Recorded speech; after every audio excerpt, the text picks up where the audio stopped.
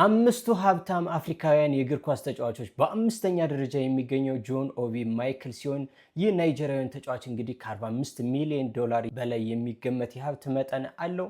በአራተኛ ደረጃ የሚገኘው ደግሞ በ70 ሚሊዮን ዶላር የኮት ዲቫር ሀገር ተጫዋች የሆነው የማንቸስተር ሲቲ ኮከብ ተጫዋች የነበረው ያያ ቱሬ ሲሆን አሁን ላይ እንግዲህ በማንቸስተር ከተማ የእግር ኳስ ክለብ አሰልጣኝ በመሆን እንግዲህ አገልግሎት እየሰጠ ይገኛል ማለት ነው። በሶስተኛ ደረጃ የሚገኘው ደግሞ የግብፁ ተጫዋች የሆነው ሞሳላ ሲሆን አሁን ላይ እንግዲህ በሊቨርፑል ከፍተኛ ተከፋይ ከሆኑ ተጫዋቾች አንዱና ዋነኛው ነው። ከጨዋታ ከሚያገኘው ገቢ በተጨማሪ የፔፕሲ የቮዳፎን እንዲሁም ደግሞ የአዲዳስ ብራንድ አምባሳደር በመሆን እንግዲህ ከፍተኛ ገቢዎችን ያገኛል ማለት ነው። በሁለተኛ ደረጃ የሚገኘው ደግሞ በ90 ሚሊዮን ዶላር የቼልሲ ሌጀንድ ተጫዋች የነበረው የኮት ዲቫር ሀገር ተወላጅ የሆነው ዲዲየር ድሮግባ ሲሆን አሁን ላይ እንግዲህ በቻሪቲ ወይም ደግሞ ሰዎችን በመርዳት ከፍተኛ የሆነ ስራን እየሰራ ይገኛል ማለት ነው። ቪዲዮን ከወደዳችሁትና እንደዚህ አይነት ቪዲዮዎች የምትፈልጉ ከሆነ ፎሎ በማድረግ ቤተሰብ መሆናችሁን አትርሱ።